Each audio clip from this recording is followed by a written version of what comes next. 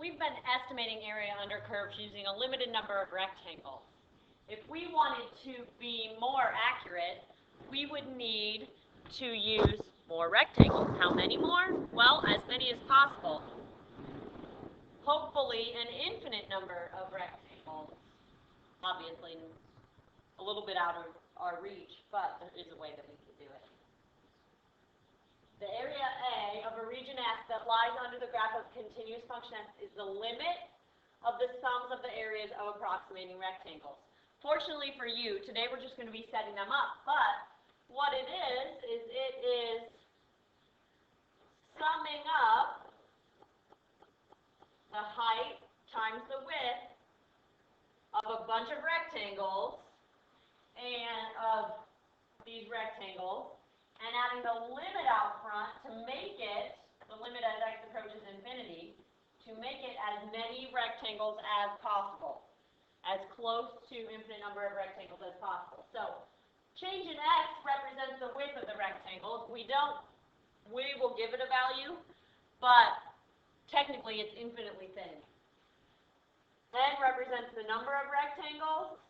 I represents the location of each rectangle, and it's found by taking the starting value plus change in x times I, after we find change in x by taking the range divided by n. F of x of I will represent the height of the rectangles. So, once you see me set up one or two, it's not so bad. So, our formula calls for the limit as x approaches infinity of the summation of a bunch of rectangles' heights times their width. So, first thing we need to do is find a few things. We need to find our change in x, and change in x is the range, which is from 1 to 8, so 8 minus 1 divided by n, or 7 over n. And our x of I is the starting value plus the change in x that we already found times I. And this gets plugged into our function. So we're talking about the function 5 plus the cube root of x. We're going to have the limit as x approaches infinity of, sorry, not x. This actually should be an n because we want our number of rectangles to get bigger and bigger. Let me fix that up here. Of our summation, always from 1 to n. We want n to be as big as possible, and that's what the limit does for us. Of our equation, 5 plus the cube root of x, but instead of x, we want x of I, which in this case is 1 over 7 over ni, times change in x. So we're just substituting in, this is f of x of I, this is our change in x, this represents the height of each rectangle, and this represents the width.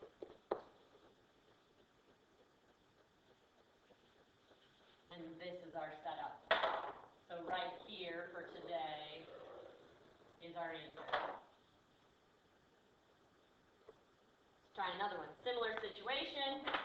First of all, change in x is going to be our range over n, or 4 over n. X of I is our starting value plus our change in x times I. So we've got the limit as n approaches infinity of the summation from I equals 1 to n of 2 plus 4 over ni squared plus 8. That's our height times 4 over n. So this is our setup. Again, the limit makes it go to as many rectangles as possible. The summation tells us to add them all up. And what we're doing is adding all up their height times their width. Or sorry, height, all of that times their width. So base times height, plus base times height, plus base times height, to hopefully an infinite number of rectangles.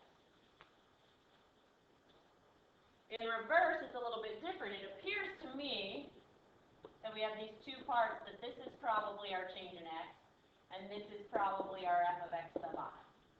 So,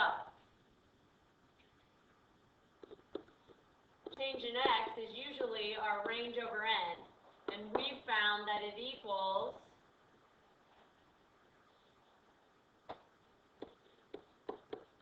pi over 4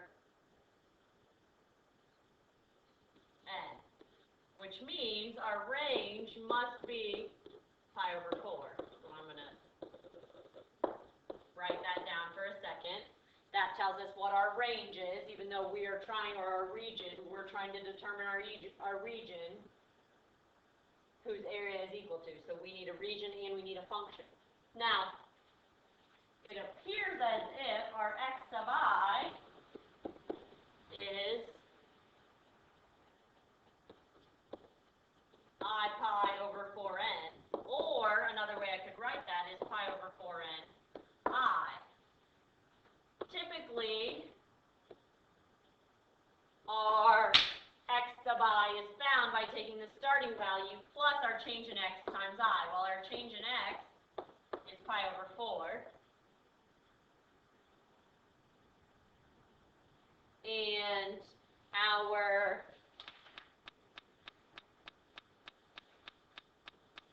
And our starting value isn't here. Notice how there's nothing added to this? So our starting value must be a 0. So our range must go from 0 to pi over 4 to have a width of pi over 4. And our function, it looks like our x sub I is plugged into tangent of x. Now, those will get easier as we try some in class today. Come with questions tomorrow. We can talk about some more. See you then.